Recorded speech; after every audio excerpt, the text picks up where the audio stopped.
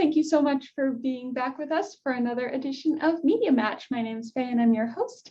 And today our theme is the end of the world as we know it, books, TV shows, and movies with dystopian elements. So today we have Liz with us here to tell us about her pick, Leave the World Behind by Rumaan Alam. So can you tell us about the book? Yeah, so the book is about a family who goes to the Hamptons. It's a middle-aged white couple and their two teenage sons, and they are a son and daughter actually. And they go to the Hamptons for a weekend getaway. And the book starts out that they're having a lovely time. They're swimming in the pool, cooking meals together. Everything's pretty normal and great. And then, all of a sudden there's a loud banging on the door. And there they meet GH and Ruth, who are an older Black couple who actually own the vacation house. And they escaped from New York to their second home to use as a shelter. They escaped to New York because there was a sudden blackout that swept the city. So they show up and they're in this kind of rural area. The TV and the internet are down. There's no cell phone service. So it's kind of hard to know what to believe. The family decides to let them in, and then strange things continue to happen throughout the story. So it brings up a lot of questions as you're reading it, who really has rights to this house right now? What should the families do?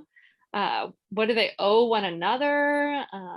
Who has the right to things like food and beds, etc., in the house right now? Is it the end of the world? So many questions. Oh, wow. So why did you pick this book for this prompt? So I picked it. This isn't a book I would normally read, this genre of book. I'm kind of a scaredy cat. So this is kind of like a low-level horror, psychological suspense type book.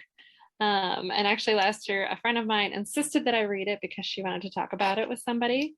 So if you are somebody who doesn't really like horror, but likes to be a little bit creeped out, this is a great choice.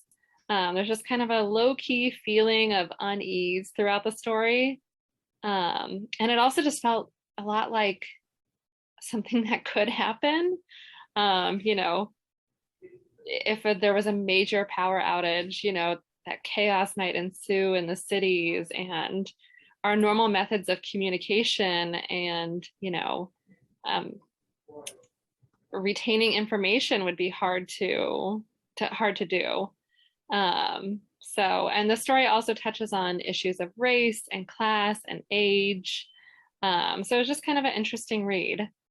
There's also a Netflix movie coming out soon enough, starring Julia Roberts and Denzel Washington. It's in the works right now, based on this book. So I thought it would be a fun one to mention. Yeah, that sounds really interesting. And what was your favorite part? I don't know if I have a favorite part in particular. There was some definitely creepy things that happened, but I don't want to give too much away without revealing, that's kind of the fun of reading the book, is the sort of creepy elements that come in. There's some loud noises. There's some things with birds. So I'll just kind of leave it at that. But there's some, fun, creepy elements.